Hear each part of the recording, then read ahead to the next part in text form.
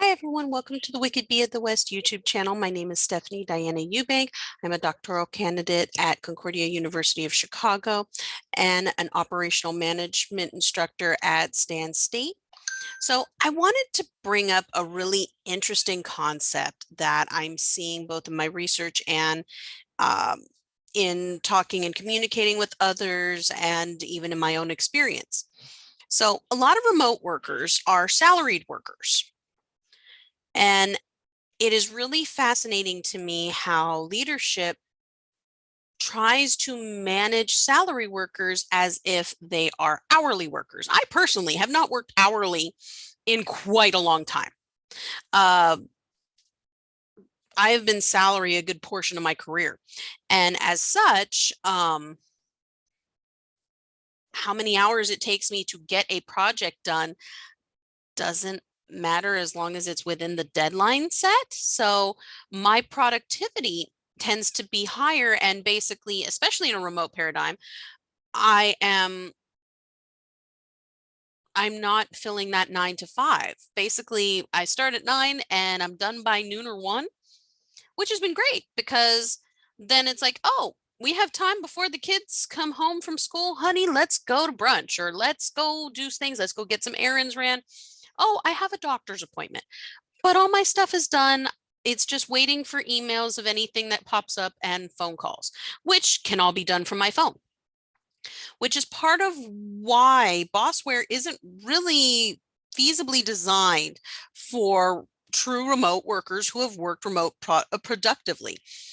And we're also giving a false notion to leadership that they need to manage remote workers as if they're hourly workers. And that's not the case. Salaried workers have to be managed not in a quantitative method based on how many hours they're working, how many keystrokes.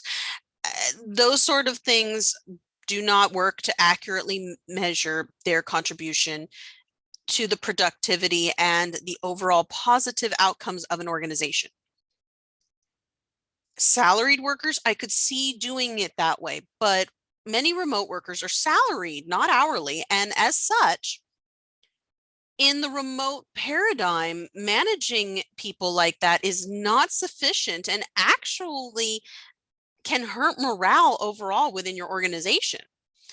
I've even had the instances of I finished all my work by about lunchtime, had a little something to eat, and decided, you know what, I'm going to take my laptop. I have a couple of meetings. I'm going to sit outside, have my headphones on so that I can hear everything. I'm keeping all of the information that is pertinent and does not need to be shared with the world on my ears and not to the rest of the world, especially in times when I'm not the presenter.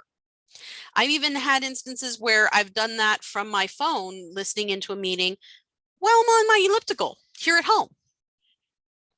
And it's a great way to manage stress and to prevent burnout. We're also seeing a growing issue of people being quote unquote overemployed, which again, for many remote workers who are salaried, their productivity is so high that they're done with their projects and have the bandwidth to have an additional job.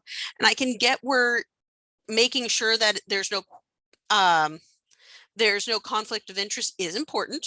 I am by no means dismissing that, but there is something to be said about trying to manage people that way. Because for one, the Bureau of Labor and Statistics has been researching since 2016 about remote workers and has found that in-person workers in an 8-hour day are really only productive for just under 3 hours per day, where, according to the findings of the Bureau of Labor and Statistics, remote workers are productive for up to 5 hours in a day. So if they're picking up an extra part-time job that is not related to or in any way conflicting on proprietary uh, information, that is their business. And as long as their productivity is still high, I don't understand why that becomes such a big talking point.